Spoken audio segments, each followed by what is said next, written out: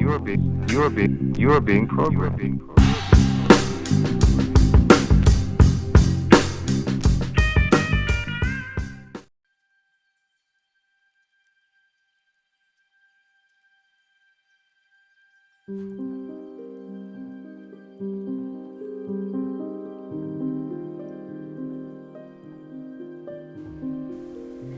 In this video, I'll show just how connected Genoa is. From the plague. Yeah, I believe they're the force behind the plague. To the banking system.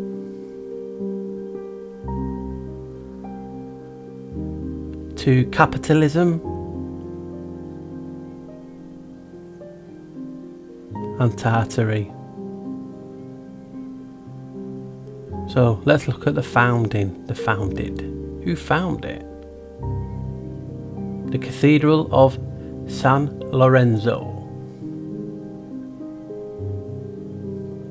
Remember, Janus number is 11.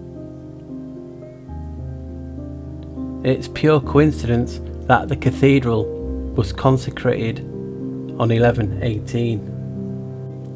Wait, that adds to 11. 1 add 1 add 1 add 8 equals 11. Janus is found in the cathedral. In the cathedral there is an inscription that says Janus Primus Rex Italia de Progeny Gigantum Gufundivit Genuum Tempori Abrahae. That was a mouthful, and that just basically means Janus, the first king of Italy, the progeny of the giants who founded Genoa in the days of Abraham. And what's funny, and could it be a coincidence, that remember my last video I talked about Janus being god of transitions? Is it a coincidence that famous author Mary Shelley wrote her short story Transformation in Genoa and mirrored the character Guido from the story on Janus?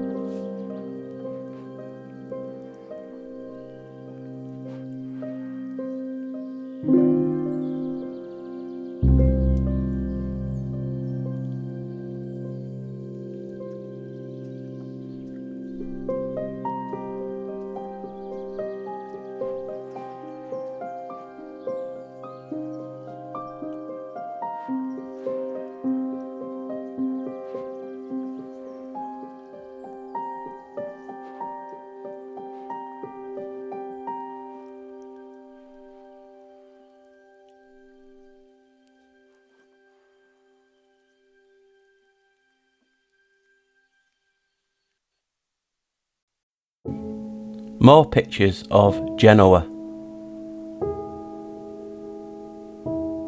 Let's start with the Arch of the Fallen.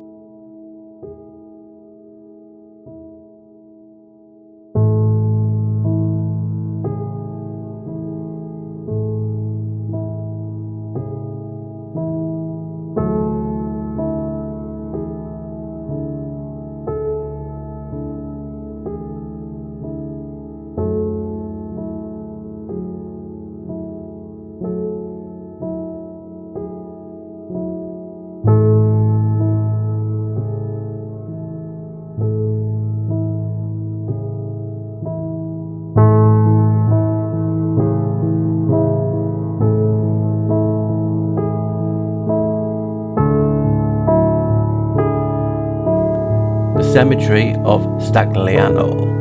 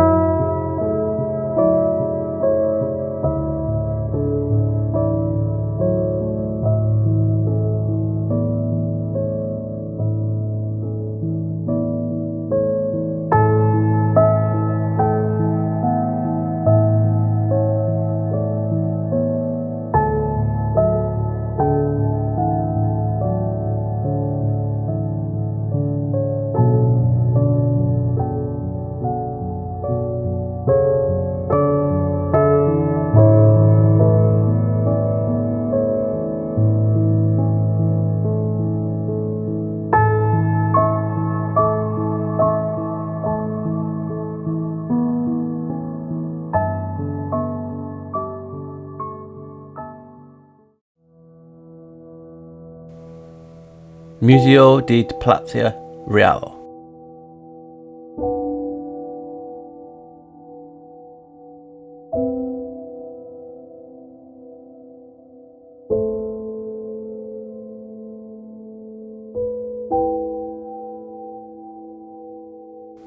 Contains the Hall of Mirrors.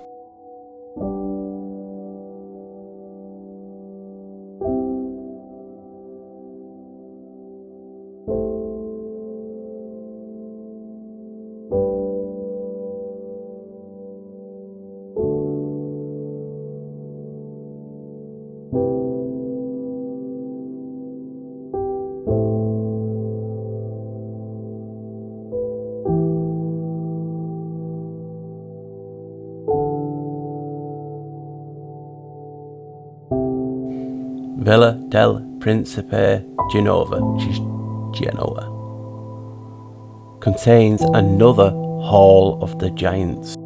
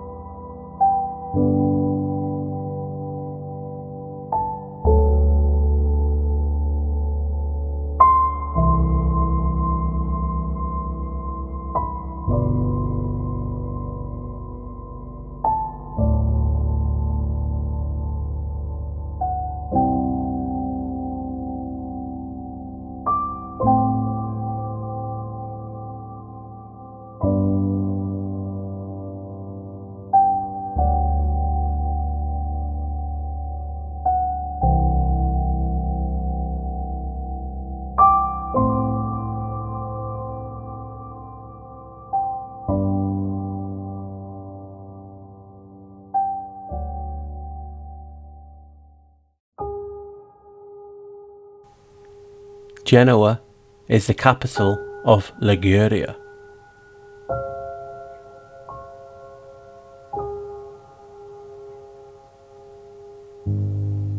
This is how I connected Genoa to Tartaria. Now guys, this could be a complete coincidence and it could just be a fluke, but as I just showed you, like Genoa is part of Liguria. It's like the area. Now, this is how I originally found Janus, obviously by looking into Genoa, and I was looking at Tartaria as well at the same time. This is like a couple of years ago. It's one of the first videos, not one of the first, but quite near the beginning when I started making videos. And I'm like, this is what I look into Tartaria, and I like to break the words down. So obviously if you put Tartaria, you just get Tartaria. Now what I did is I just split it up into three, like phonetically, Tartaria, you know what I mean, Tartaria, like that. I'll show you now, and you can actually see on the screen. So splitting in two, there's a TA, and now I did the RTA, and the last bit is RIA. And look what I got. Now it could be a complete freak. It's asked me, did you mean Tartaria? So you can see Tartaria, and obviously that is the Latin version of Tartary. And look at the Latin, it gives me RTA e Liguria. Now I know some people say, well, you just put RIA at the end of the Tartaria, and Liguria's got RIA on it, but it's not got everything else. And you can it's just intriguing. How was I meant to find Genoa to look into that and then find Janus, because I was just looking at Tartaria, like I say, and I split it up, as you can see on the screen, and it gave me RTA Liguria, and I'm thinking, I've never heard of Liguria. Is it a place? Is it a thing? Just what is it? So obviously I typed it into the converter, and basically that's what I got. So I'll just do it for you, even now while I'm on the screen. Liguria says me typing it.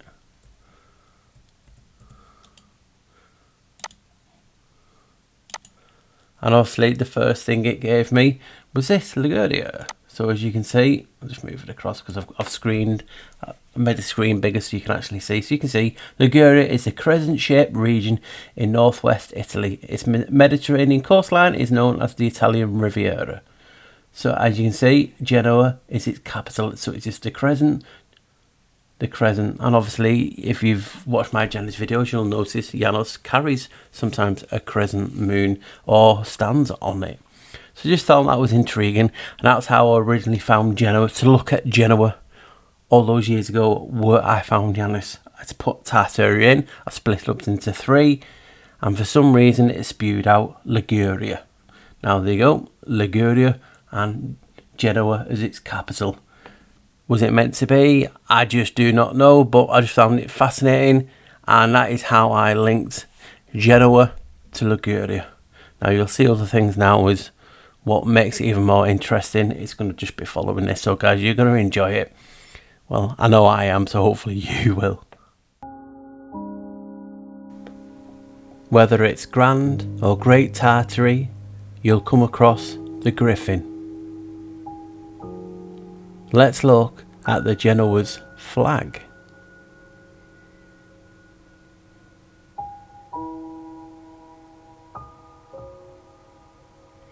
It has the griffins, but you'll spot something. Yep, it's the English flag. The English paid Genoa for the privilege to fly it on their ship. That's one story. Wait, isn't this Columbus's ship heading to the New World? And you'd be right. Or could it be the fact that Columbus was born in Genoa?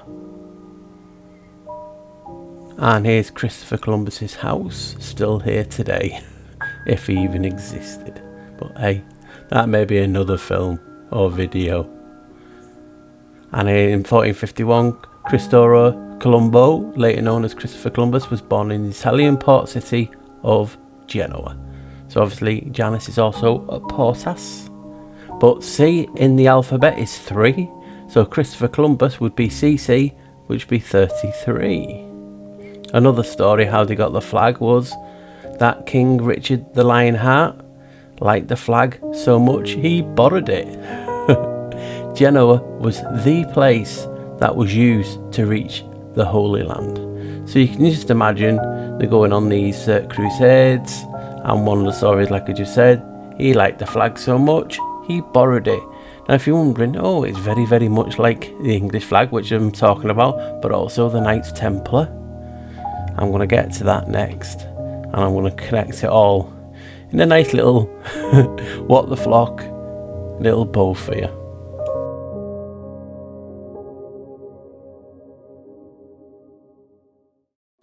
Before I talk about the Knights Templar link to Genoa, I want to go back to the crest of Genoa, or the flag, and this is on like a lamppost, and they're dotted around Genoa. You can see the fascist, or the fascist, the symbol for fascism, the reeds and the axe right in the middle, surrounded by the laurel leaves of Rome. But have a look what's above the crown. Can you tell me what it is? I'm only playing with you. Yep, it's Janus.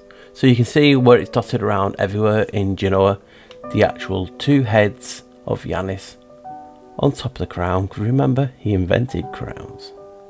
So a little bit on the fascist symbol. The name fascism comes from the Latin word fascis. In ancient Rome, the fascis or fascis was cylindrical bundles of wooden rods tied tightly together around an axe. They symbolise the unity and power, amongst other things, that it's been used for the symbol for fascism. And just to finish off this little section is just like a computer generated image of what I just showed you of Janus being on top of the crown and the griffins and Genoa's flag, the St. George's flag, English flag.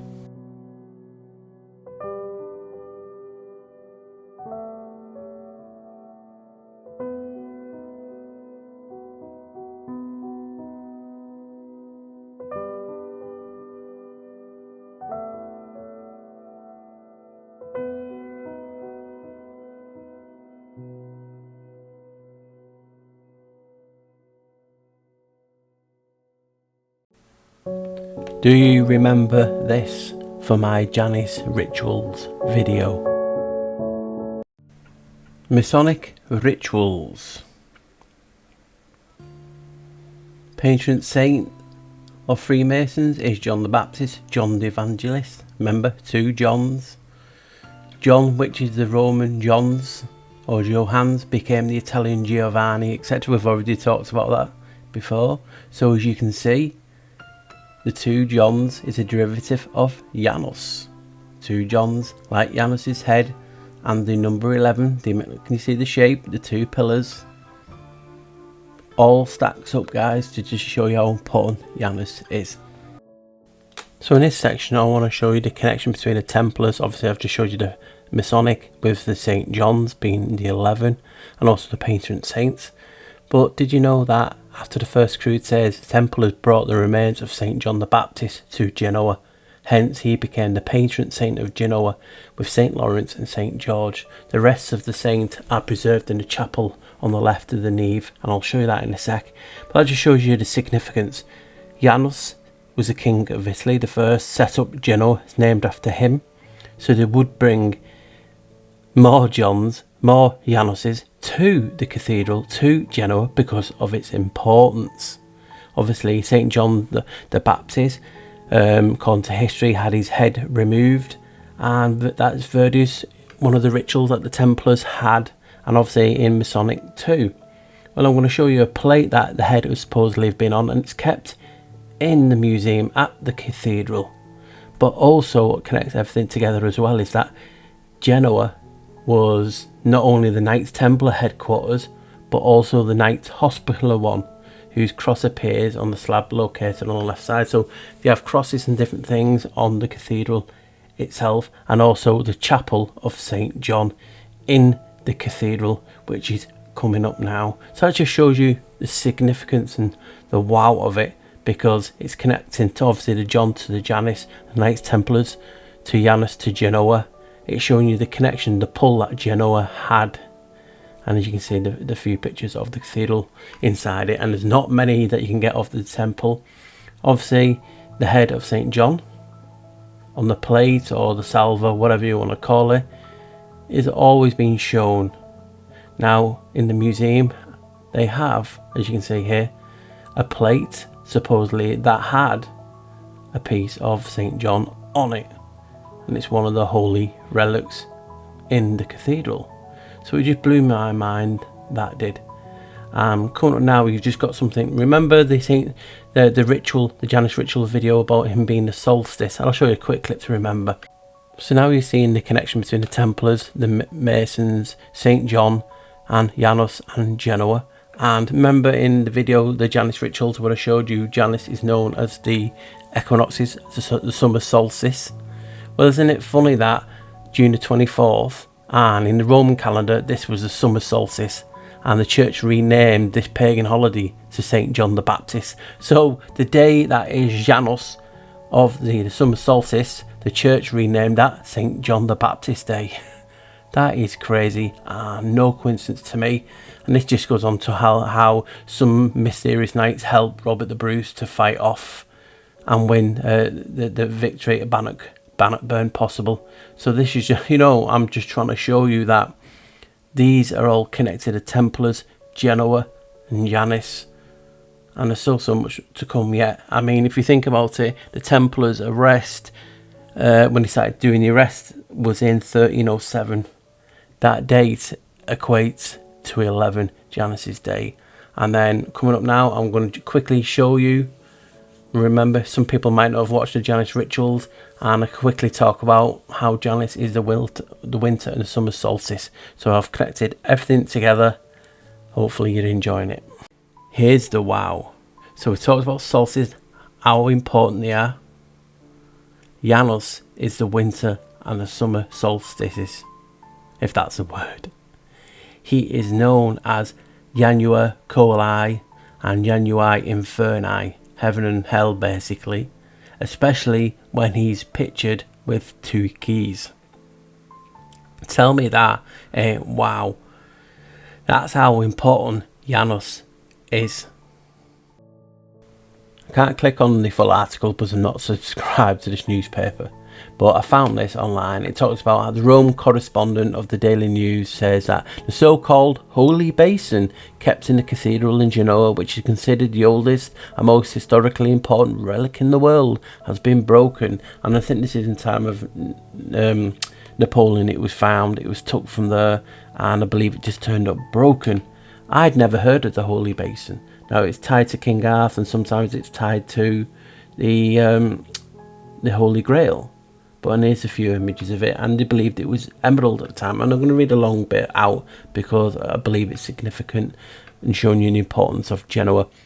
The Genoa chalice. Of 2 vessels that survive today, one is in Genoa, in the cathedral. The hexagonal vessel is known as the Sacro Cantino, the Holy Basin, traditionally said to be carved from emerald. It is in fact a green Egyptian glass dish, about 14 inches across. It was sent to Paris after Napoleon's conquest of Italy and was returned broken, which identified the emerald as glass. Its origin is uncertain, according to William of Tyre, writing in about 1170.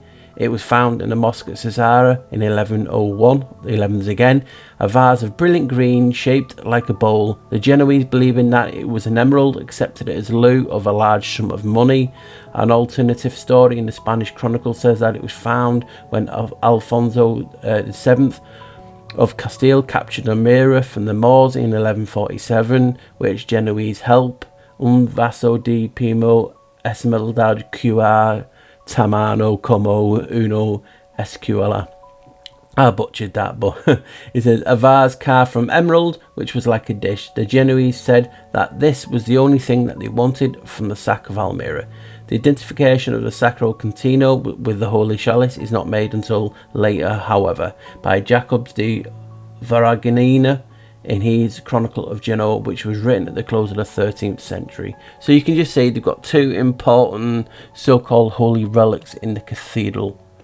It just shows you the significance of Genoa in the Holy Land, and obviously in regard to Janus being there. You can just see the importance of Genoa, and I'm just going to show you more and more and more, showing you the conundrum about Genoa. Is it good? Is it bad? Is it different?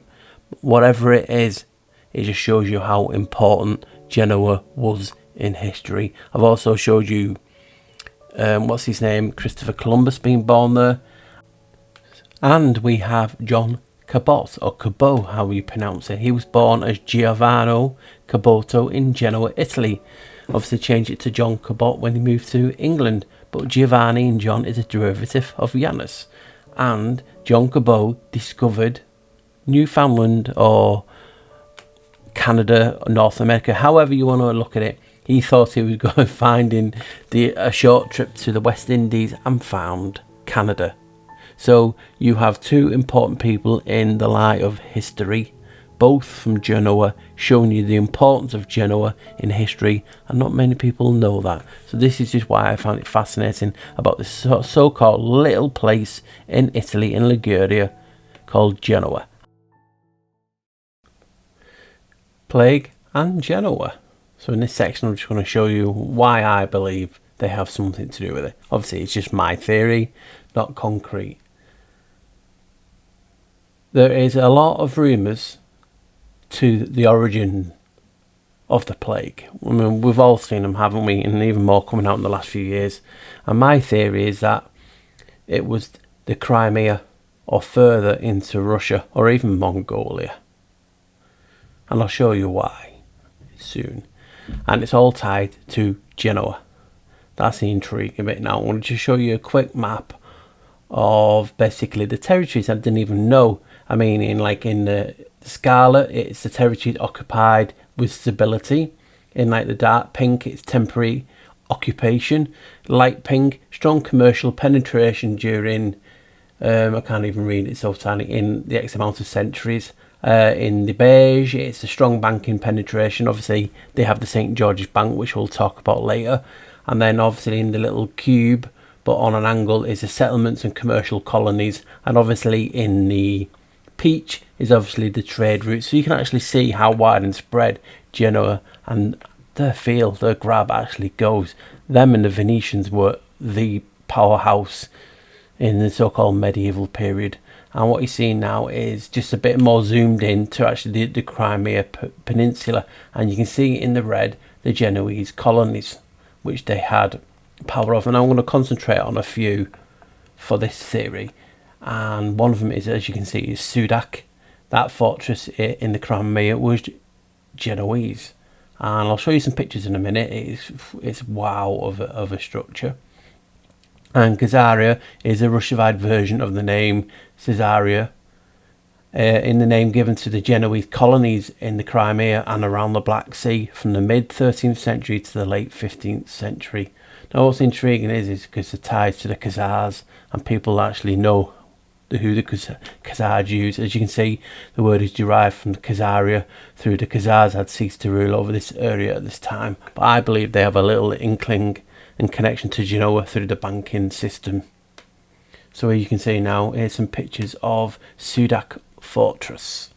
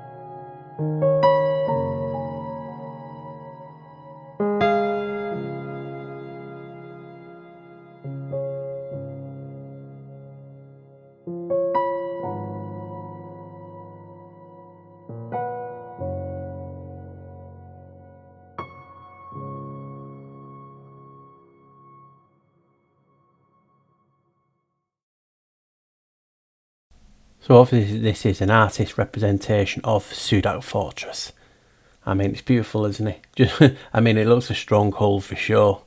And the next one I want to talk about is a place called Caffa, another Genoese colony. And here's an engraving of Caffa. Now what's interesting is this is one of the first place, well, the first place of a biological weapon used, and it was the Black Death. Anyway, so it goes on, it's about hoping to escape the spreading epidemic. Some of the Genoese left Caffa in 4 ships, number of Janus' original heads, erroneously believed to be free of the disease. These infested ships took the plague to Genoa, where it contributed to the spread of the disease throughout Italy and elsewhere in Europe.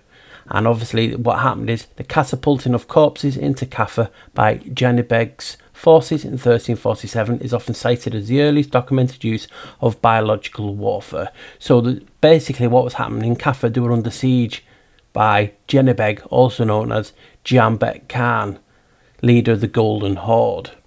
But look at his name, guys. Jani. It is, yep, it's Janus. So you telling me the first use of a biological weapon was from a person named after Janus?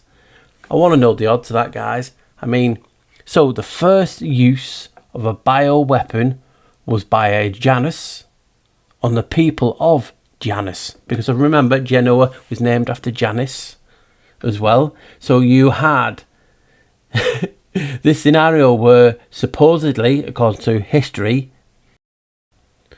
unwittingly sailed back to Genoa with so-called dead on the ship, didn't know, and spread the plague throughout Europe, wiping out X amount of millions, if you believe in that reset.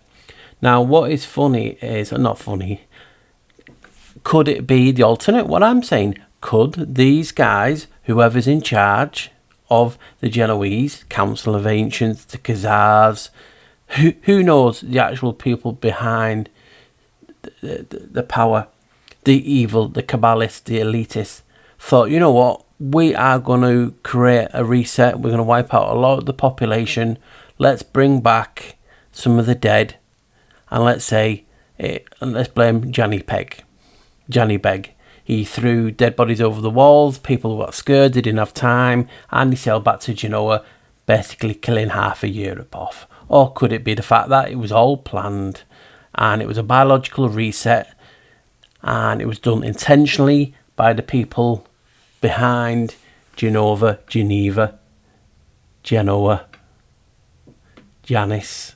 Because look, he had the first person to use it was named Janus, and the Genova or Geneva, which is another offshoot, because if people don't remember, they went from Genoa to Geneva because it's just over the mountains. And I'll get into that later on, because obviously it's got to do with the banking system. But guys, it's just mind-blowing that the first guy to use a biological weapon is tied to a Janus. And remember, Janus always got to come first in their eyes for certain things, and you can just see it here. So this is just wow for me.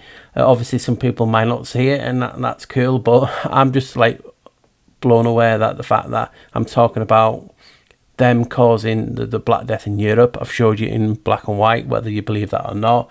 Then the person who is accredited for the first use of a biological weapon is called Janus too. What are the odds? Like I said, what are the odds? Genoa and capitalism.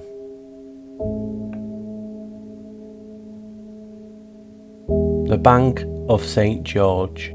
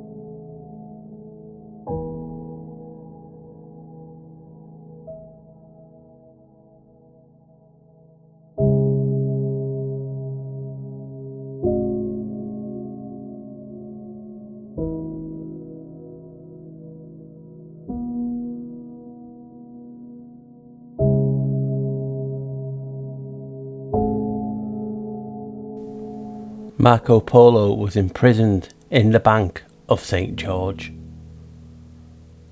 He wrote his memoirs in the prison according to his story. So it's an interesting that. Some people believe he didn't exist, some people do. Doesn't matter what you think, history says that he was imprisoned at the bank. That's a wow for me. The great age of Genoese finance was 1557 to 1627.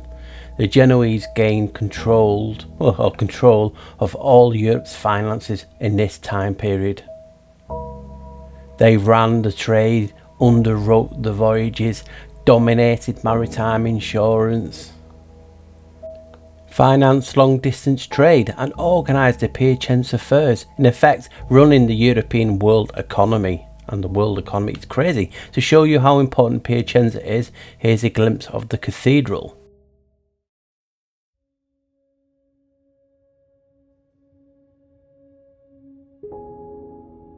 The video is about Genoa, but Piacenza was a hub for a lot of the trade in this period, because it's where the roads and the lands and the sea met, and the rivers. So it was a key hub, and that's why when they controlled most of Europe, as I've just showed you, it's important. So we just found this 360 of the cathedral in Piacenza, and it's absolutely beautiful.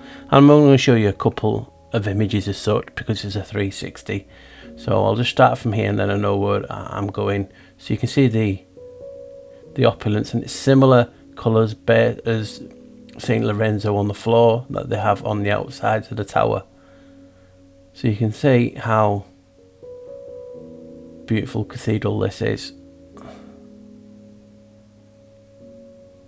It's breathtaking, actually.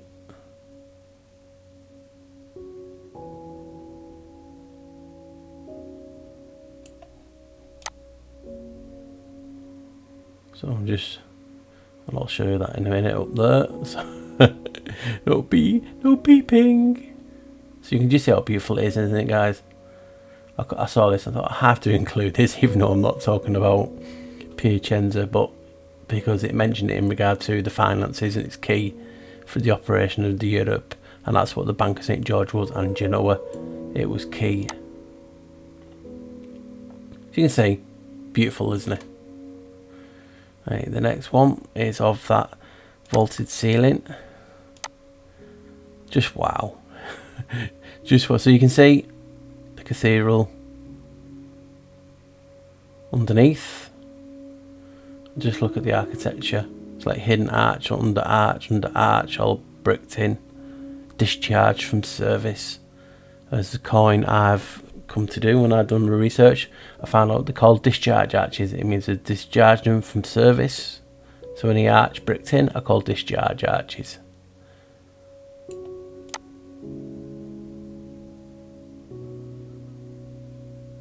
So, aren't we capable, whoever built these? I'm referring to if they were like us, how beautiful things that we can build.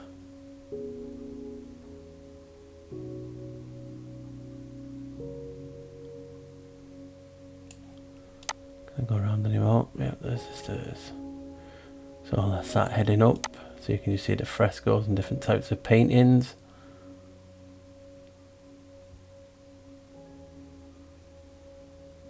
Beautiful.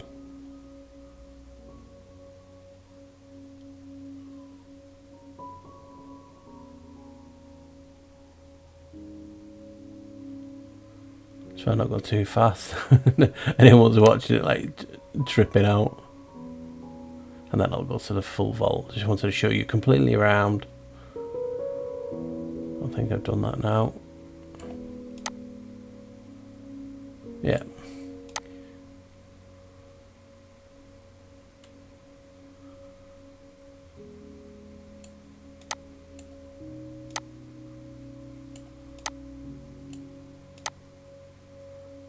There you go, guys. This is the Cathedral of Piacenza, and Genoa control the furs, basically control this. So you can just see how I get excited when I'm referring to Genoa and all the connections to our medieval, so-called medieval, and to our, our present, because now you had Switzerland, the banking system, and then it went to City of London. So they just keep going, they just keep changing the name. Right, guys, thank you. Fun fact interlude. Before Levi Strauss and Jacob Davis, Italian workers from Genoa used a cotton blend fabric for their clothes. It became known around the continent as jean because it was from Genoa. Right, now's the long reading bit. I hate this bit, I hate reading long bit. Right, guys, I'm going to read this article about the Bank of St. George in the Financial Times. Some of it's interesting and some of it's like their opinion. Basically, a guy has gone in, an 80-year-old professor or something like that, and he's going in looking at the archives, and he's talking about how the bank, if historians and professors looked at the archives like he has, it would rewrite history. So what I'm going to do is I'm going to read it all out, but because there's a lot of stuff that is not, pertinent to what I'm talking about, I'm going to edit. So if it sounds like I've changed voice or changed tactics, it just means I've edited it. Well, you know what I mean? Because it's taken like half an hour to read it out, and boy, You guys haven't got half an hour to just watch your screen and listen to me talk, unless you want me to cure your insomnia. So if you want to look at it yourself, obviously just type in Financial Times, and then after that, the Bank of St. George, and the article is from 2009, and I'm just going to read bits out, but obviously I'm going to edit it where I am basically quiet, because I'm not putting the lift music in again. You have to have a laugh, don't you? So the world's first modern public bank. So basically in 1408, 8 men gathered in the Great Hall of Casio di San Giorgio, and it was a trading house at that time. It was in the main street of Genoa, a few metres away from the sea. And these were rich merchants, rich and powerful representatives of the city's most influential families. So they were meeting there because months earlier in 1407, the Council of Ancients. Now, this intrigued me ever since I saw this. Council of Ancients sounds ominous, doesn't it, guys? I mean, I know in the French Parliament, or the House, one of the houses, they used to call it for a little time the Council of the Ancients, or the Hall of the Ancients. Could it just be in fact regard to old people, or is it a secret institute behind what goes on? And I think it's the latter, because of what I know about Genoa. And these people have given permission. Now, if these people have given the merchants permission to set up a bank, they would already run the town. And what I'm going to say now doesn't make sense otherwise. So it says, Council of the Ancients had authorised the bank to carry out this job. It would be accomplished by creating a bank that would facilitate the repayment of Genoa's debts in return for an interest at 7% and the right to collect taxes and customs owed to this city. The purpose of the meeting then that spring day was to declare the Bank San Giorgio open for business. So the Council of Ancients give these rich people who owned the town permission to create a bank. In return, they would get 7%. It doesn't say per annum or whatever. It just says they would get interest of 7% and the right to collect taxes and any other customs owed to the city. That to me sounds like a secret organisation, a mafia of sorts. What do you guys think? So obviously if we go quiet, guys, it just means I'm trying to find other stuff to read out, because I'm not just going to keep reading down, because like I say, I don't want to turn you guys to sleep. It talks about the Great Hall, enormous room on the first floor, is part of the San Giorgio's original building that survives today. And it talks about how the bank would in time become as powerful as the republic that created it. More powerful, according to Nicola Machiavelli. It would survive for nearly 400 years. It would then become the first modern public bank, not just a forerunner of the Bank of England, but its prototype. And this is why it was so intriguing and exciting to me. We all know the Bank of England is a private bank run by the Rothschild and the affiliates. It is a state bank or federal bank, whatever you want to call it. I forgot the actual proper word for it. But this was its forerunner. This was the first one of its type. And this is what's intriguing me, because I believe, my personal opinion, they went from here, Genoa, to Geneva, to London.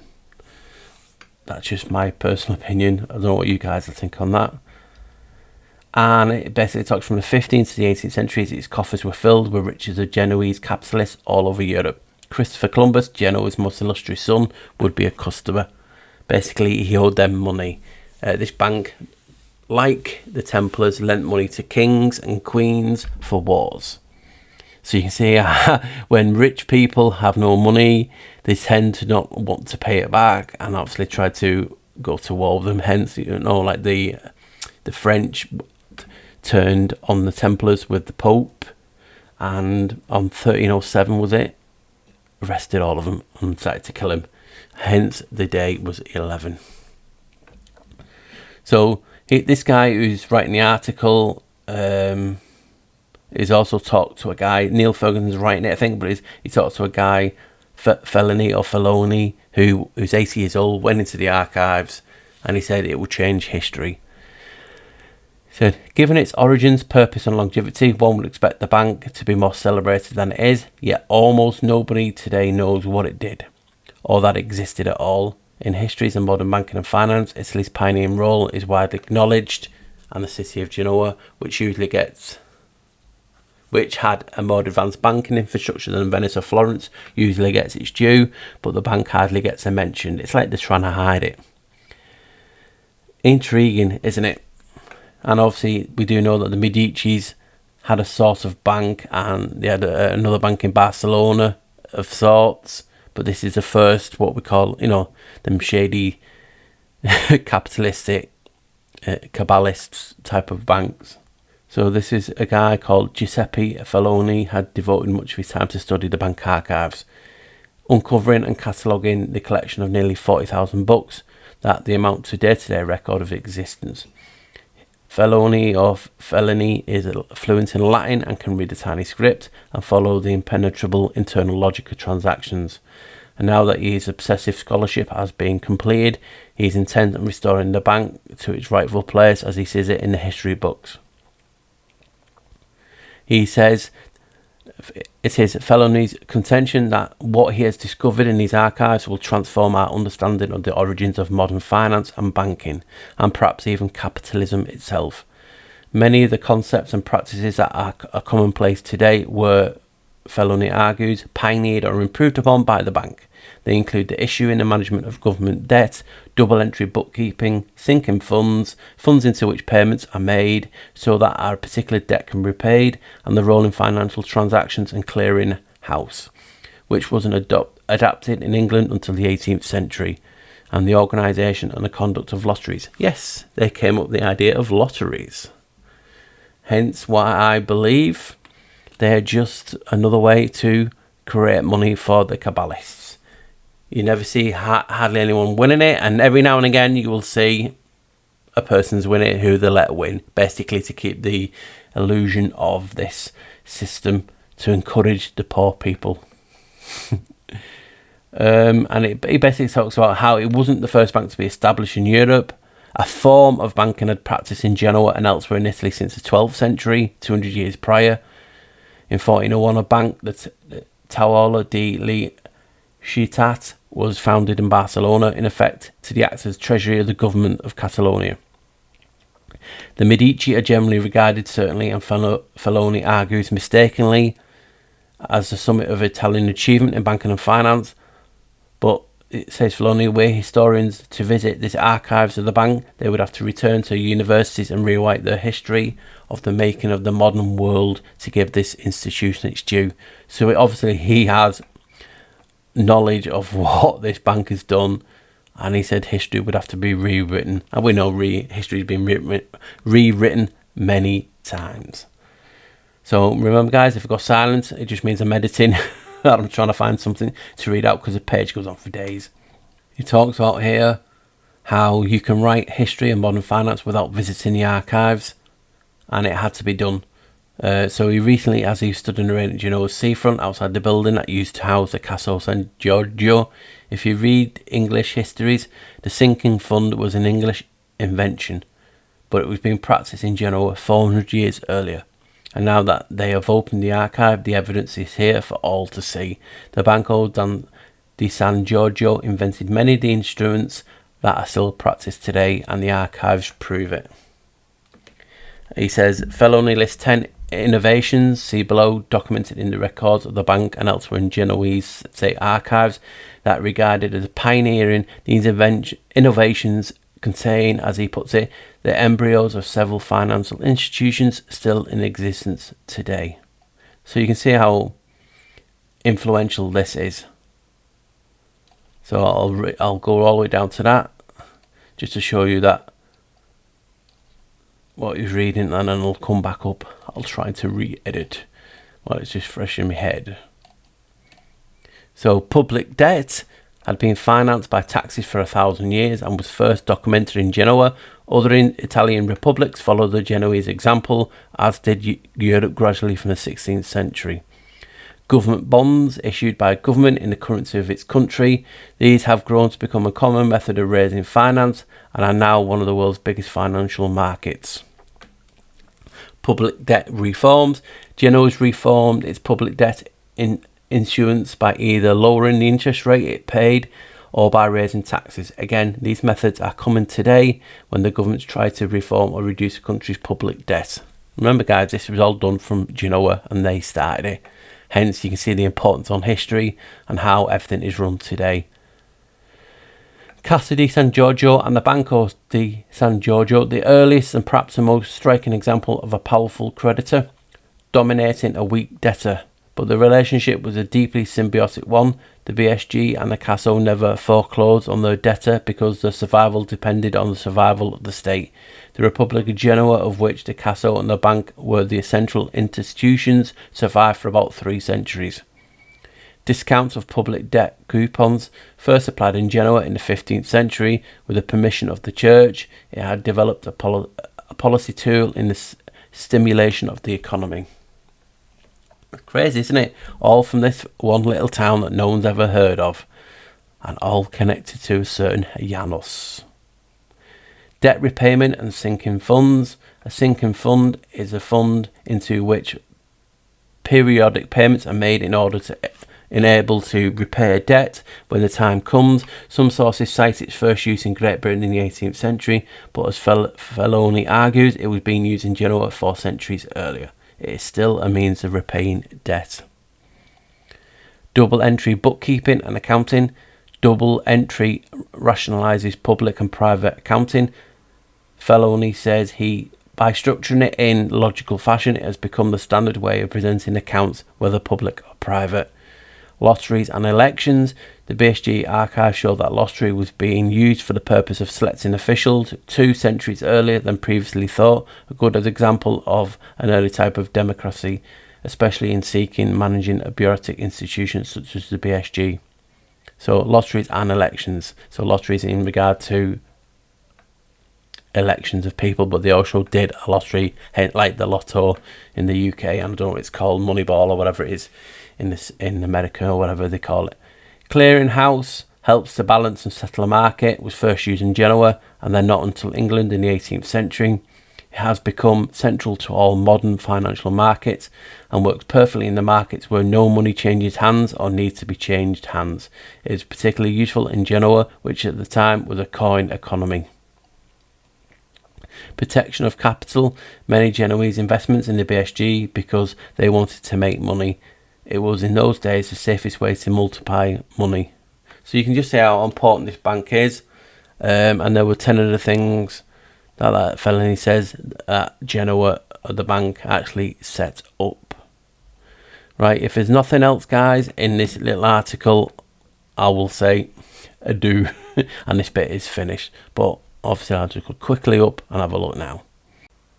Right guys, there's a little bit more, but this is on another web page. I'll put the links to these 2 articles or pages in the title description if you want to take a look. I recommend you do. It goes into even more detail, but obviously when you're doing a video, I'm not the type of person who just reads out off the screen for long as much as possible.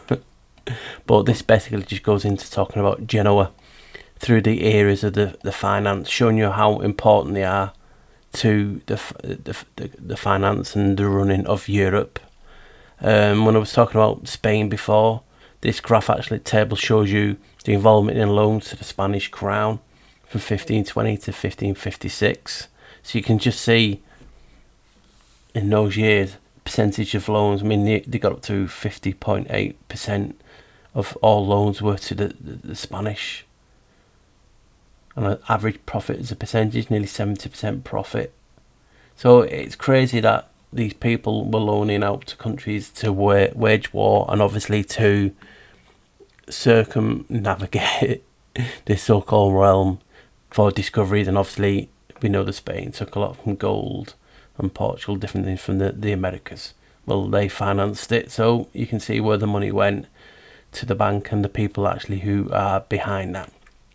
But I wanted to read it out because obviously I talked about the Piacenza Fair before and how it was important, and this happened 4 times a year. 60 bankers would meet together at the Banchero di Conti, a consortium of the Milanese, Florentine and Genoese bankers, who on the third day of the fair would fix the official exchange rate. So you can see how important this is, this Piacenza fair, not just for selling and buying, but the reason I wanted to talk about this is because this is when the reign of paper began. The age of negotiable paper did not begin in 1579, but it did gain tremendously in importance with the Piacenza fairs. It was now that a distinct occupation of bankers emerged. The coming of the age of paper marked the beginning of a new economic structure, an extra dimension. The Genoese pioneered this new technique and largely moved into pure finance. There was a lot of resistance to this, since people assumed that money followed trade in commodities, which was the real economy. At the beginning of the 21st century, it is hard to comprehend how novel and absurd this seemed to their contemporaries. Venetian merchants stayed out of this game and looked down on it, but once the genie had been unleashed, there was no going back. Paper money, banking, pure finance was only to become more and more dominant as the long reign of the North began at the turn of the century. As capitalism and the world economy went through cycles of accumulation, each time emerging much bigger and with added dimensions of complexity, pure finance was always to remain at the pinnacle. So you can just see why I've included that, and obviously we're going into a cashless system now. But it's just intriguing, isn't it, that these were one of the first to start it. Again, showing you the significance of Genoa and the bank. St. George and Genoa link. So I just wanted to quickly show you the link between St. George and Genoa. It's just more than the bank, and obviously being the patron saint of Genoa. But they're linked. And if you didn't know, we know that St. George was from Turkey. And St. George died on the 23rd of April, 303 AD. Now guys, that day adds to 11. 2 add 3 add 3 add 3 equals 11. That's a wow for me, and you'll see more on this soon. But I just want to show you quickly that Genoa had colonies all over Turkey. So you can just see the importance of this little Italian city. Their reach was far. So this is Galata Tower in Istanbul, and I'm just showing you this. And what's interesting is they had them all over Turkey as well. I didn't want to show you too much because obviously we're in an hour and 8 already, and I've got me thoughts to do, but I just found it fascinating. Here's a new newspaper article saying about a coat of arms adorning an Istanbul palace is stolen. So you can just see this little town is relevant, and the reach was far and wide, and it still is today. So I just thought I'd share this little bit with you. And then I've got a few other things that you might enjoy coming up after this. So guys, it's been a blast. Thanks for watching so far.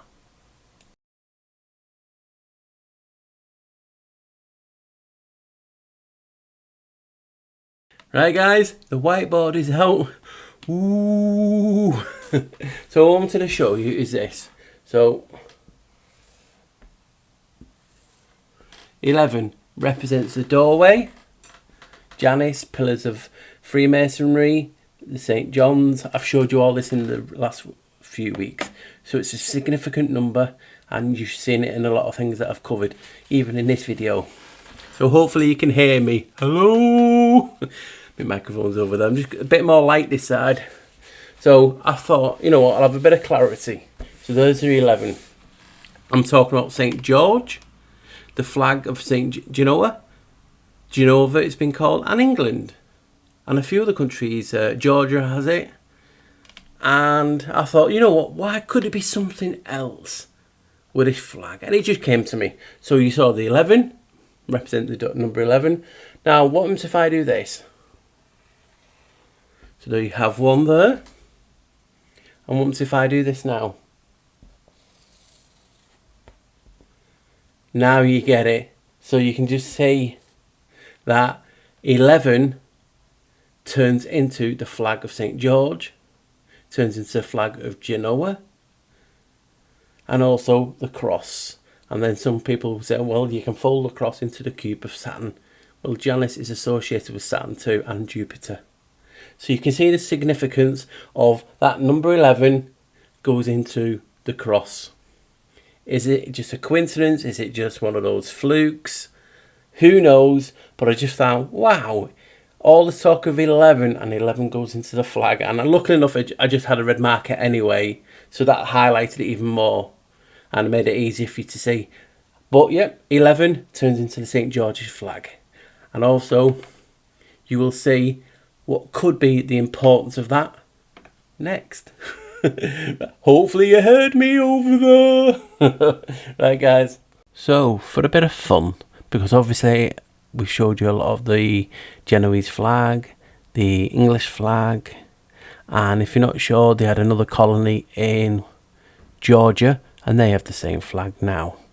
So we just thought it was interesting how they all the same flag, and obviously City of London have the same flag, and obviously people call it firstly the St. George's flag. Some people say yeah, it's Templars flag, and now we know it's a Genoese flag. But I just did an anagram of St. George, and as you can see it pops up a load of things, but I thought just to be fair, I'll just look at the first one, Ego Erst. And what's intriguing me is, before I go into anything, remember when they originally found the planet Uranus, or Uranus, however people pronounce it, it was originally called St. George.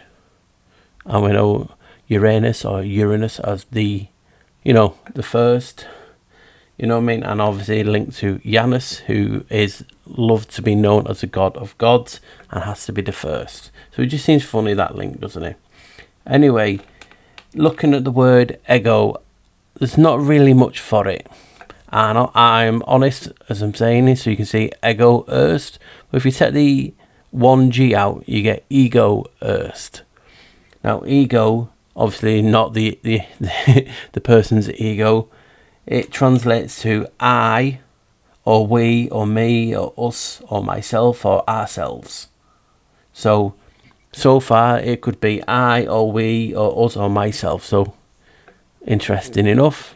And then what did we find for erst? This is where it gets a little bit interesting, because erst means the following. It's from the Middle English erst, or arst, or erest, and it means the first, or before all. Now, does that sound very ominous? So ego erst, an anagram of St. George, could be I, or we, or ourselves are the first. And that's an anagram of St. George. And I can just show you the significance of, obviously, the St. George flag. Well, we can all see it. Templars, history. You have the now Genoese in that connection to Janus, and him being the first. Remember, January got moved to become the first. He is a janitor. He holds the keys. He is the god of transformation, transactions, transformations, and anything like I've always talked about in the videos. So you can just see why I'm going, wow. We, or I, are the first. What they're talking about. Is it just a fluke? Could quite possibly be, but I just found it an interesting quirk of what I found, and I just thought I had to share it with you guys. I've talked about 11 and Janus. Well, here's some gematria. CERN in gematria gets to 128, which adds to 11, and we know CERN is Janus. Let's put Janus in. You get 65. 6 add 5 equals 11. So could these be coincidence, or am I onto something showing you about this number 11? Let's put Genova in, which is Genoa. 803, 8 add 3 equals 11. So this just to me is wow. Whether you believe it or want to take it on board, it is up to you guys. But what's funny is Genoa came to prominence when you look at it, and you guessed it, yep, the 11th century. So yes, people will be going, oh well, technically it is in the 10th. 10 point, the whatever, but they say they round it up to the 11th. Well, it's still 11. I've talked about St. George in this video. It gives you 344. 3 add 4 equals, you guessed it, 11. So what is going on? The 11 is the doorway. It represents a doorway. It's in Freemasonry. It's the pillars. I've showed you a lot about 11 in the last few videos. I mean, just look. St. George equates to 11. Janus equates to 11. CERN equates to 11. It's crazy, isn't it, guys? And it doesn't stop there. I've got a few more for you just to show you the weird coincidence. The plague, Genoa, adds to 137. 1 add 3 add 7 equals 11. Again, 11. Now, people might say, well, it's not specific, Paul. You just put the plague, Genoa. Okay, I'll put Genoa caused the plague. 8, 1, 2 equals, you guessed it, 11. So there you go, guys. 11's all the way through. So what? I've talked about Genova being Geneva. Equates to 146. 1 add 4 add 6 equals, you guessed it, 11. I'm just like, no way. And I've talked about Christopher Columbus briefly. You get 245. 2 add 4 add 5 equals 11. So whatever's going on, I'm just showing you in gematria. Most of the things I'm talking about can add to 11. Whether you believe it, it's just an anomaly. It's just wowed me nonetheless. Hopefully you found that interesting. So I thought it was done, but as I was moving back down, obviously editing my video, sorting out, ready for my thoughts, I thought, let me just try I am the first, because obviously in reference to the anagram of St. George, which was I am, we are, or we are the first, or I am the first. So, you know what I mean? It can equate to anything. And I know this one may be not near to the actual full definition, but to type in I am the first and get 128, which equates to 11, is wow for me. And I just had to leave it on that. Right, definitely now my thoughts. So if you do anything else, tell me off. It's the thoughts. Yeah, they call me the black sheep. You know they call me the black sheep. I'm running wild while you're asleep. That's why they call me the black sheep. Hello and welcome. Right, guys, it feels like forever since I've done a video, and it was only last week. And it feels like I've been on this even longer. Hopefully you've enjoyed it. Firstly, I want to thank you everyone for your support. Again, the chat last week was fantastic. Again, people are telling me you're making them feel welcomed. So, you know, I'm just humbled by that. Also, if you want to follow me on Twitter, it is What the Flock TV, and you'll just see the same picture that I'm using on here. So, you know, come over there and you will see me to a day to day. You see some of the stuff, the memes I make, and comments daily. If you want to. If you don't, I'll just cry. I'm not joking. But I'm over there, so What the Flock TV. And so back to the video. I don't know. Hopefully you get what I'm trying to portray in this video. I just wanted to do a, what was it now? Beneath the Neons, you know, the Beneath Neon series that I have also done New York, and I've done Las Vegas. And a lot of people are just asking about Genoa, and obviously the link to Janus. So I thought, what can I combine to hit the two birds with one stone, or could I even get a flock? What the flock? So that's what I aimed for. I thought, you know what, I'm going to talk about, because briefly in other videos, my chair's creaking today. So in some old videos, I've talked about how Genoa was behind the plague, and how the banking system, capitalism, you name it, all came from Genoa. And what we use today in the modern banking system and everything, it came from Genoa. And it always intrigued me, can I just put it all into one? Obviously, I'm making videos a bit better than I used to. I'm still learning every day.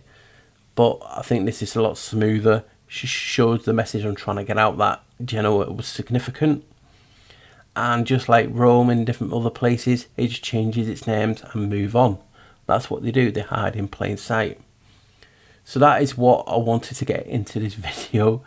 And I believe I showed you that. I've showed you some of the architecture in Genoa in regard to a few buildings, the cemetery. I didn't put in the railway station, which is quite beautiful, because I was up to an hour and 8. I just did the geometry stuff, and I'm like, oh, how God, I didn't realise it was well past an hour that I did, and I had to have my thoughts on top of that, because people like the thoughts. I don't know why, but I'm here. Hello. And yeah, I'm just blown away by this video. It just shows you the significant, but also my journey as well, because back 2 years ago, or just over 2 years, and I don't, it's got to be near that, I started looking into Tartaria more in depth, because obviously people's been talking about it. And a good friend said to me, have you heard of Tartaria? And I've always, like I said, I've always heard of the Tartars, and not how people are portraying it with the architecture and a lost civilization, mud flood, and everything that goes with all the topics that we look into today. So I looked at it, and I always have a mess around on Latin Converter, and I typed it in. Obviously, Tartaria is the Latin version of Tartary. Anyway, I got RTA, I think it was, Liguria. And I thought, that sounds like a place. I mean, it could just be coincidence, and obviously how the language works, which I always say in my videos. You know what I mean? You don't have to take me as saying these things are facts, but it's a journey with me. And when I type things like that on Latin Converter and it sends me to another place, I feel like I'm being helped along. I'm pushed in a direction that a force, God, whatever you want to call it, is pushing me in a direction to learn more. And we're on this journey together, and we all learn at different speeds. We all connect things differently. What I see sometimes you guys don't see, and vice versa. Well, there's more than that when I don't see what people see, because that's what the truth is special, because it's personal to us, and we're all on that journey. And I don't want to betray what my path is and say you have to follow this. That's why I try and make them objective. I just show you what I found and let your truth, your research take you in your direction. And people generally like that. Some people say that I'm twisting the truth. I don't know how I'm twisting it. I'm just showing you what I found. It's up to you to take it away, whatever you want to take away. And that is how I am. I don't want to force no beliefs on anyone. I just love researching and looking at things differently. People find that offensive, but they're just sad shits, unfortunately.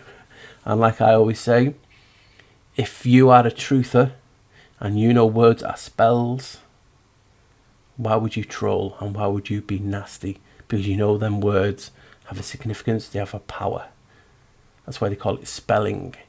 So you were putting a curse, using your curses and your curses onto someone. Just don't, you know what I mean? I just don't get it. I was always brought up the way of, if you don't like it, leave it. And that was my excuse for dinners. I don't like that. You're not leaving this table until you've ate it or eaten it. And you're like, Mom. You know, so we've all been there. You're not eating it. And then when you say to yourself, just slightly off track, when I get older and if I have kids, I'm not going to say that. And then when you get older, it's like, eat it, you're not leaving the table. Oh, Dad. It's like, oh, role reversal. Why do we do it? Anyway, back to this. So I just found it intriguing that I found Liguria from Tartaria. And in my old video, I said, could it be the Tartarian Navy? Because obviously the hugeness of the fleet, and why one of the stories of his story was that England, the king, paid for the privilege to fly that flag on their ships, so people would leave them alone, because the army was the navy was really, really prolific at that time in Genoa. They just fought Venice and Florence, and it was all them superpowers in maritime. And you saw the evidence that I've put in through a couple of articles from the interweb, showing you how significant the navy was. And that always got me. Why, if England was the best and had the best seafaring navy, did they actually pay or steal the flag? And that is intriguing bit. And obviously the flag then equates to St. George. Then you find out that St. George is a patron saint of Genoa. Then you find out about the Bank of St. George, which is the first proper bank. These shady little elite cabalist banks, like the City of London, because the City of London Bank of Genoa was the prototype, so-called, and that is what the new modern one is. And we know that is the finance capital of the world, and it's part of the three of Washington DC, Vatican, and City of London. Well, I guys personally believe there's four, and Geneva, Genoa, whatever you want to call it, is the fourth. It's like when you do the Gotthard Tunnel, it goes from Rotterdam, goes through Switzerland, breaks into two, the 11, and then goes through to Genoa, the port, the gateway to Europe. And you saw why I talked about the plague. So I'll get on to that in a second, because I'll just finish this about St. George. So it always intrigued me about the St. George, because we're brought up St. George and the dragon. He slew or slayed the dragon. So why, if he was born in Turkey, did England have the flag? Because I didn't know Genoa when I was obviously growing up. So I'm thinking, if automatically, as soon as you look into St. George, even as kids you ask teachers now, why have we got that as a flag? And it's all St. George, the patron saint, and slayed the dragon. And then they say, yeah, he was born in Turkey or part of Turkey. Well, why is he our national flag, and why don't we have a St. George's Day like Scotland have, theirs, and Wales have theirs, and Ireland have theirs? Why do we not have that? It's like they don't want to do it. So then obviously you get older, and then you start researching, you get a channel, and you find out that Genoa had it before England. And then you have the link with St. George at the bank. And then obviously when I'm talking about this, I did that quick little thing on my whiteboard. And that was just what I thought last week. I'm looking into the 11. I thought, 11, if you go like that, that's the cross. Is there anything to that? Or is that just one of those things? It's easy to make a cross. Or is it the case of the hiding, the 11, the Freemason pillars, the templars, everything that's connected to this 11, Janus being the doorway, the gateway, the portal. Is it a spell? Because if it's a spell, and hiding it in a sigil, does the sigil have power when you evoke it? Say the word St. George, and different things like that, because they're into the curses and sigils videos that I've talked about. So you got St. George, you have that 11 that turns into a cross, and that matches the flag. Is that why they did it, or is it just totally coincidental? If there is such a thing as coincidence these days. That just blew me away thinking about that. And then you talking about Genoa, named after Janus. He's found in a temple. There is a King Janus from Cyprus, who's brought up in Genoa as well. His face is actually on the cathedral, but obviously it's just King Janus of Cyprus. He doesn't have two heads, but it's still that link. And then you have everything to go with Janus, and the two-face on the lampposts, and the crests of being Tartaria, and you have the griffin. So when I found all this was the first time I found Janus, so it must be 2.5, 3 years ago.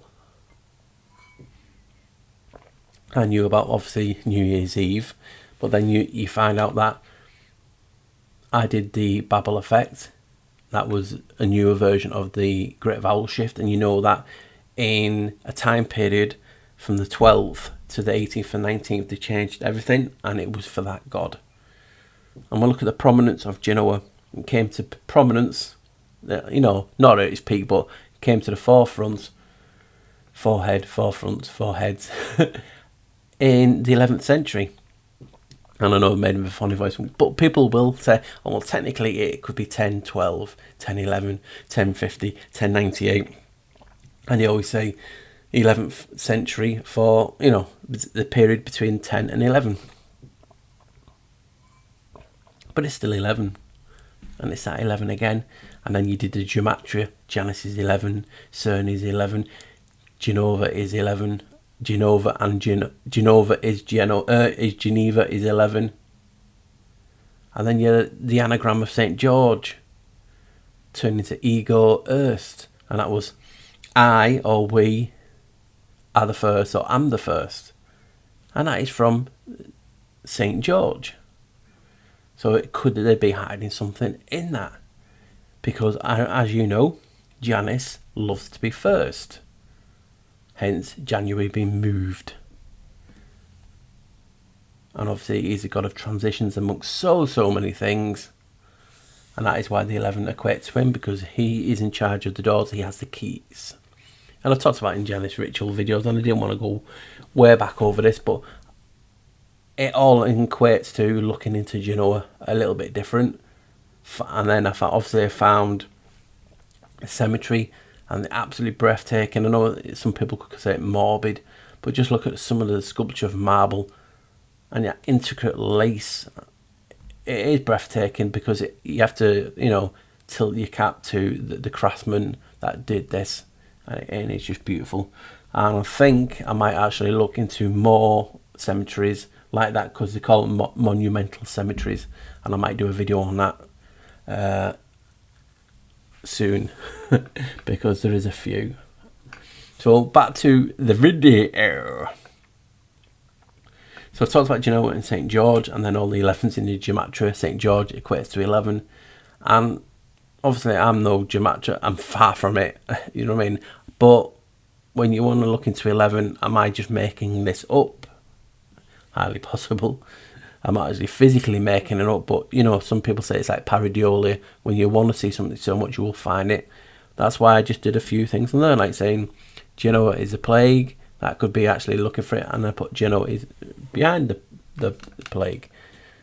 There has to be something in regards to that equating to 11, because they know that this system, like Genoa was the first. I mean, the first god name for god Janus was Ia.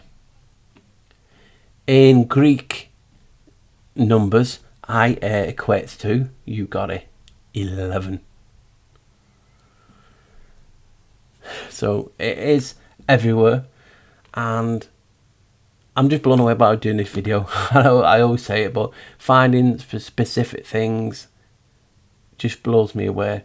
I mean, even like Uranus, I can't remember, or Uranus that I said in this video, I can't remember now. It feels forever that I've made it. They actually call that king after the King George. They called it George, and they changed it to Uranus. So that's intriguing, isn't it? Because then obviously, Uranus is definitely tied to Janus, as I've showed in the video. So this video, I just wanted to go behind the scenes as such, beneath the neon, and just show you a few things on how I found Janus connected with Genoa, being from Tartaria, getting to Genoa. That was just, it's like, that film Final Destination where fate always seems to push you in a direction. Well, that's how it feels sometimes. I'm looking into Tartaria, I split it up on the Latin converter, I get Liguria, I find Liguria, and then first thing it shows you is the church, St. Lorenzo. And then you're like, wow, that's beautiful. And then you find an inscription about Janus, and you're like, oh, let me have a look into Janus a bit more. And that just led to where I am today. So if I never have looked into Tartaria, I've never looked into this. And that's why I always say, just look at something different. I mean, look at the church consecrated on the 11th. You have the Genoa chalice, and then the St. John touch on the plate. It's a significant place, this. And like that guy Felloni said in me long ass whiny reedy bit, why is it like it seems to be everything hidden? Because they're that important. I keep telling you. That's why I did Geneva, because I believe they just went from Genoa. They went through, obviously, over the mountains, and he set up the banking system in Genoa. Then they moved over to the Bank of England. Hence, they still got the flag and the dragons, which do resemble a griffin, and they have a boundary. The City of London is a separate entity and a corporation. The crown. Obviously, Genoa has a crown. Genoa is Janus. Janus invented crowns. So I've always showed you these in various videos, and it just comes back to, this is how I originally found Janus. Isn't it amazing? Like, you look at one topic and something else finds you, and some people oh no, not Janus again, but I just can't help it. I'm not looking into it, but I want to show you the progression. A lot of people have been asking for me to do a video on Genoa, because obviously I've mentioned it about the Knights Templar link. I've talked about the banking system, and they're all in old videos. So I thought, you know what, I'll combine it all together, and hopefully it makes sense for you guys watching at home. Because obviously you have the Knights Templar link and the Knight Hospitaller, both had a headquarters there. And the Bank of St. George, strangely, has all the knights, even though it's Knights of St. George, but you know what I mean, St. George. But the Templars used Genoa to get to the Holy Land. Is this where they got the idea to set up the bank? Because obviously they were doing the promiscuity notes, if I pronounce it, I can't say it, promiscuity notes or whatever it is, where they would give a note to a pilgrim, you get the other end, you get your gold or whatever it was on that. And I know Medici's had a so-called bank, and then there's one in Catalonia, but this is the first Rothschild state bank, and it was in Genoa, and it bears the same flag that the Templars use. That what was funny is it's hard to find pictures in certain things on Genoa, especially in the cathedral. In the Bank of St. George, there's not many, and then ones that it shows you the Knights Templar mark and Hospitaller marks on the church. It's got all that, you know, where the ghost images over it, and it was that many, it was just distorting the picture when I took them off. So I thought, you know what, I'm not doing it. So if you want to actually look, you can type it in, you'll find the marks. And then you have the talk about the Templars bringing St. John, which is the derivative of Giano or Giovanni, which is the derivative of Janus. And I showed you in them other videos the two St. Johns, the pillars, also 11. When does something connect like this not become a coincidence? And people will be screaming, Paul, stop saying a coincidence, nothing is a coincidence. You just get, you know what I mean? Sometimes you're like, did we find that? Do we look into these things? Am I seeing what I'm really seeing? You know what I mean? So it's just really intriguing, isn't it? All the connections that you find and bring back to Janus. And that is why I'll always keep showing people, and you can make your own mind up about it, because it's wow. I mean, Genoa has a star fort also. I briefly included that, but you know what I mean? The link then all together. And like I said, I believe they went over to Geneva and then went to the City of London. And then when I'm talking about the Black Death, the Genoa was behind that. Now you could say, well, technically it was Janus Geb. I mean, come on, guys. The guy who did the first biological weapon is Janus, who's throwing plague-ridden bodies with a catapult or a trebuchet, whatever it's called, over the wall to try and infect the Genoese in the fortress at Sudak. I think it was Sudak.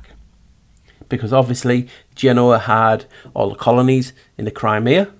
They moved down, they had them in, obviously, Georgia. Same flag again, red. And I was like, well, really, history talks about the Genoese ships and Venetian ships, obviously coming from that area, coming all the way down back into Europe and spreading the plague. But just look at the name Gen. Gen means first, doesn't it?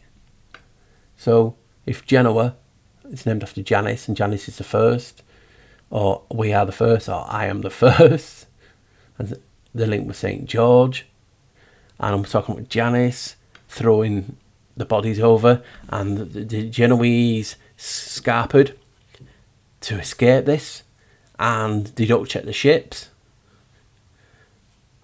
and dead bodies were supposedly on there, and they brought it to Europe. So we know it's sailing time. It's in a case of you're not just on the boat for 2 minutes and you get to your destination. You're on for weeks, days if it's close, or weeks and then months. So you can quit, yeah, Paul, they could have gotten a ship in a hurry, or the 4 ships, 4 original heads of Janus. It's like they're hiding things in symbolism. So going to ships, I can get that in a hurry, get out. Didn't know they were bringing the plague with them. but they're on the ship for weeks or months, however it takes to get from there. So no one's getting ill. No one saw someone rotting in the corner. If it's on a rat or whatever, you know what I mean. So you can see the point with the bacteria.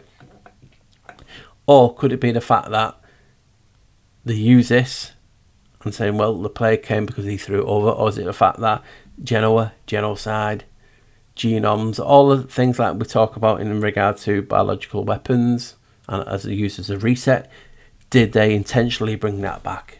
Obviously, we're going to never know. Did it actually ever exist? Even we have to ask that as well, because there's no way of me saying it and people screaming, well, someone such has got a theory, or there's such and such word, have a look, and you go to a web page or a video, it's just another opinion.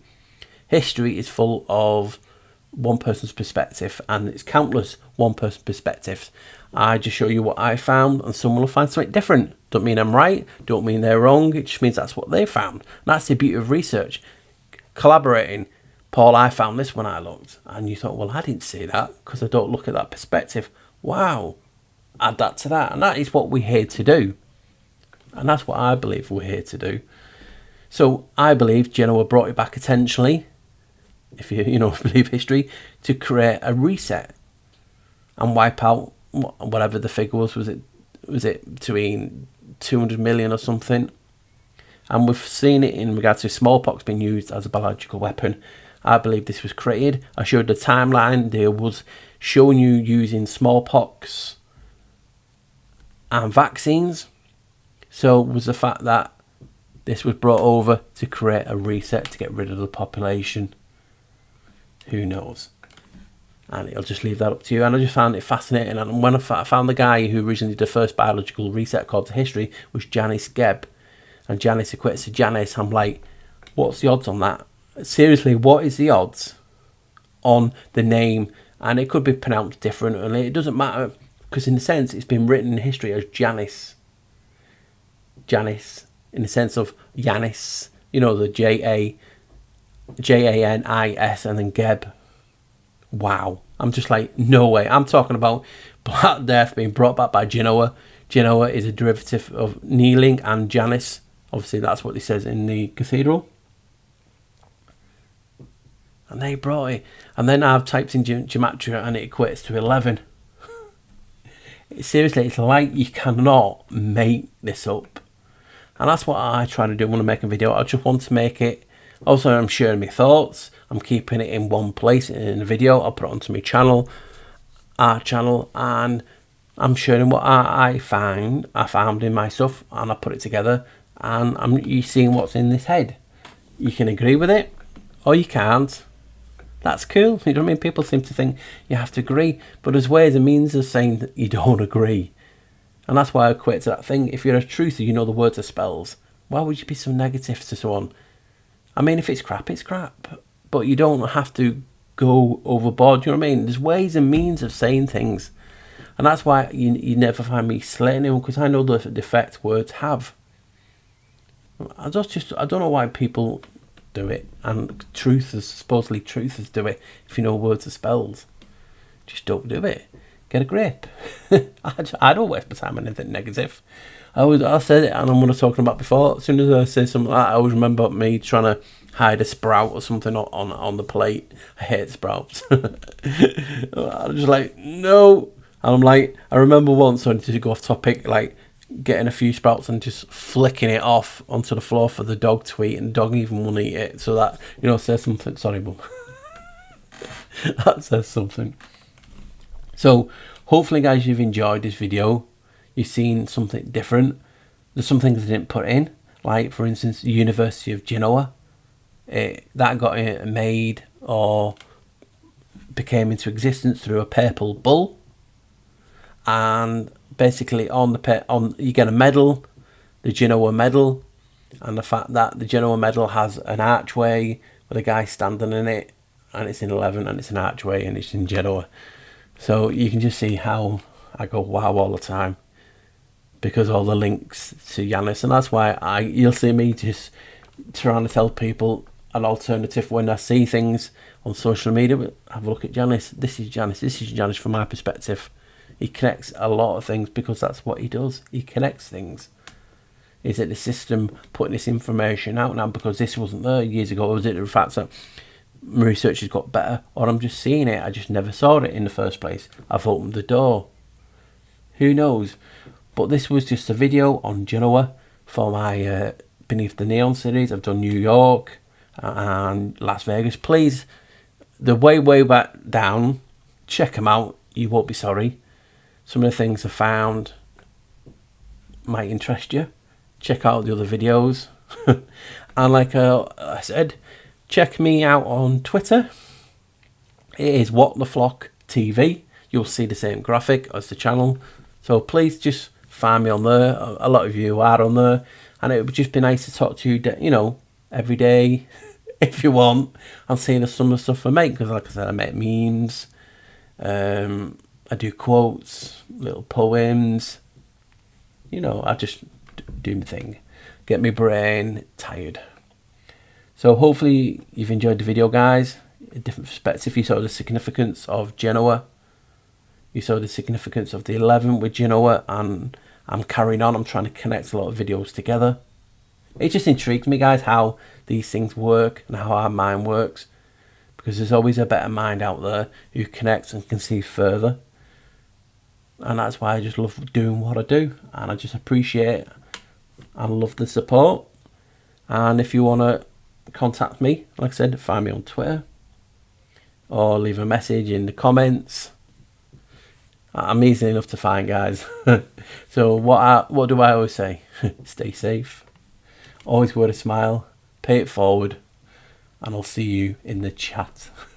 if it passes YouTube laws for being naughty. Right, guys, take care. Hopefully you've enjoyed the video. I don't think I've missed anything out, but this was just a brief chat and it's still half an hour. Oh dearie me. Right, guys, take care. Bye.